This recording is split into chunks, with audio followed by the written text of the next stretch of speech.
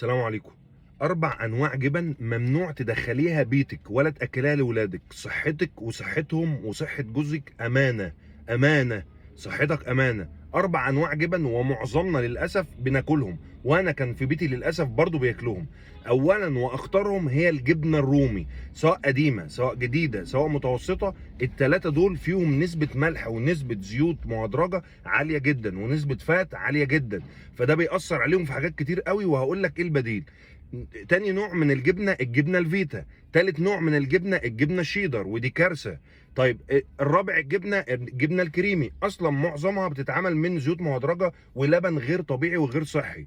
طيب دول بيعملوا ايه؟ دول لا قدر الله بيعملوا ثقب في القلب ومشاكل في القلب، بيعملوا من كتر الملح الزياده ده وفيها امونيا زياده والكلام ده كله، ونسبه التخزين بيبقى فيها نسبه عفن بتاثر على المخ وبتاثر على الدماغ. تلاقي الولاد ما بيركزوش ولا اهل البيت كلهم بيركزوا، سمنه مفرطه، مشاكل في الجهاز في المعده، دهون على الكبد والكلى بطريقه غير عاديه، مشاكل كبيره جدا. يعني احنا شايفين دلوقتي معظم السيدات كله بيولد قيصري قيصري قيصري. الصحه كلها في النازل بسبب ايه؟ بسبب اكل بنعتقد ان احنا بناكل في البيت اهو يا جماعه، بس الاكل ده غير صحي.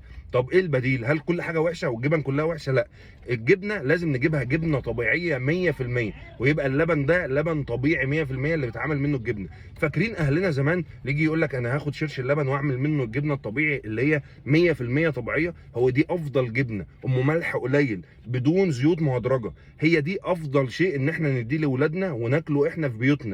الجبنه البيضاء العاديه خالص بدون مواد صناعيه بدون الوان، الكلام اللي لونها اصفر واللي لونها احمر، والجبنه شيدر واللي صدقوني دي حاجه في غايه الاهميه. صحتك امانه، صحتك امانه، ربنا هيحاسبنا على جسمنا وعلى صحتنا. ممنوع ندخل الاربع انواع جبن دول في بيتنا، والله كارثه. مين فينا ما كلش جبنه رومي؟ قول لي انت اخر مره كلت فيها الجبنه الرومي دي امتى؟ نصيحه لوجه الله، اوعى تدخلها وشير ده مع غيرك وصلى على النبي. وصدقوني مفيش اعز من صحتنا. اني احبكم في الله، والسلام عليكم ورحمه الله.